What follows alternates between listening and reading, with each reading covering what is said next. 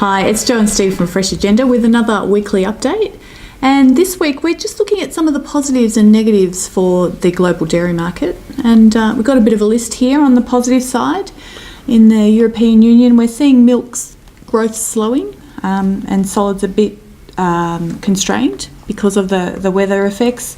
The US cheese and butter markets are improving. We've got a stronger US dollar and conversely a weaker Australian dollar, which is helping us at the moment. US government intervention. And on the negative side, we've got weaker trade outlook, just with the continuing uncertainty. Yeah, some signals that things are, there's a bit of doubt about that actually, the impact of that, of those tariff changes. Yeah, and on the unknowns is the weather. The weather might be improving in Europe. Weather is improving, it's getting cooler, so we've seen, so that whether that, alleviates the tension, whether feed supplies bounce back. Yeah, what we're looking at there. That is a big unknown. And then we're just hearing a bit of word in the trade about Iran butter being shut down as part of the US efforts to isolate Iran again. So that will be a developing story. Yes, it will. Pack it up, pack it in, let me begin. So firstly to the EU situation, Steve, and we're seeing for the first time in about a year that both France and Germany were down in the last week of data available. Yeah, heat stress seems to be the main reason, so it's not necessarily a chronic feed shortage just yet, it's the heat that's sapping production. So sudden downturn in Germany 2 weeks in a row, so it's plunged there, but the commentary out of that market is that it should bounce back with cooler weather. Yeah, we're seeing a little bit of a response in the EU butter wholesale prices, the outlook there. It's just moved up a touch in the last couple of weeks. Yeah, there was a stronger signal from futures markets about that weather effect and the concern about butterfat supply. Milk solids are well down, so it's not just the milk supply. The solids are well off, and that's compounding. And when you've got a hot summer, there's a lot of cream demand. Fat gets soaked up into various places. That's right. Yeah. I think the other thing that's more amusing out of the market is that most people have been away, so the market's been subdued because there's just no one there. No one doing business. No one doing business, and now everyone's they're back all and at they're the going, beach. "Oh my God, we actually have a bit of a situation." So that's kicking back in, and the activity's picking up.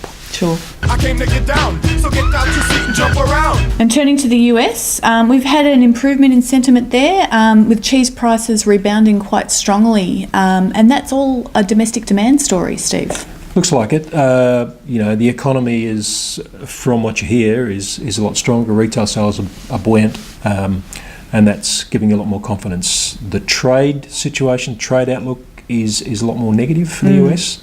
But it's the domestic, the size of the domestic market is holding sway. Yeah, and butter prices too have moved up, and that's probably reflecting a bit of a tight supply situation within the US. We're hearing reports that more fat's going into cream rather than butter, so that market's a little bit tighter. Yeah, it's a double edge of hot weather because production's slowing down and the drought is spreading. We've been looking at that earlier today, that's getting worse and extending its reach into some feed production areas. And then naturally hotter weather, people want to eat ice cream, and more cream goes into that, so it's got some benefits across the board. That's right. Jump up and get down. Turning now across the ditch to New Zealand, and we've seen a bit of news in the last week out of Fonterra, just shaving their 2017-18 payout. And also no more dividends for last year, just cleaning up the balance sheet a bit, it appears. Yes, an odd late season adjustment called an off-manual pricing revision or pricing downgrade of 5 cents, put down to the being, mate and Danone issues, which are, as we say, gifts that just keep giving. Yes.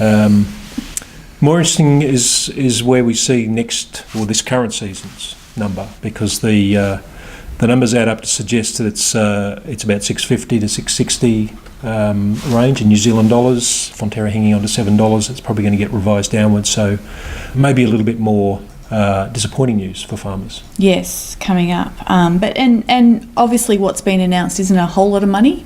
It's 5 cents out of the payout and about 15 cents that was going to be in the dividend for farmers. But as far as confidence goes, never good to see a trading halt and to see numbers revised down. Yeah, so confidence is the thing. Yeah, it is. And put that in the background with weather, which is currently normal, of course it's really early. It's normal with a touch of watch. Yeah, the soil moisture map there is looking pretty much average. Yeah. And El Nino is still a watch for New Zealand. And that, according to the forecasters, will get worse as we go into summer. And we also thought we'd just update one of our most popular charts, which is always grist for the mill, just comparing New Zealand and Australian forecasts payouts with these latest updates. And we're still trailing a bit behind for Southern Australia. Yeah, I just want to add that that's still got $7 in it, Yes. the Fonterra number. So when that comes off, then those numbers in 2019 will get closer. Yeah, they will get a bit more aligned, won't they? Coming to get ya, I'm coming to get ya. Brings us to the chart of the week. Joe, what have you got this time? Well, I thought it might be good just to revisit our commodity milk value that we update as we track export returns, and it's had a bit of a bump this week, not so much from commodity prices but from the lowest Australian dollar that we've had for 18 months. Commodity prices have actually been quite weak since the CMV peaked in June, but at the moment the Aussie dollar is helping us a little bit. Yeah, it's come off a couple of cents since early June, and the prices have come off. So we've lost 10% in the underlying value of trade. So that's got a lot to do with the caution over, I guess the cheese market is the biggest part of that for Australia. Yeah. The cheese prices have come off $400 a tonne. So we'll keep watching and keep updating it. All right, I think that's a wrap for this week. Check in next week. Jump.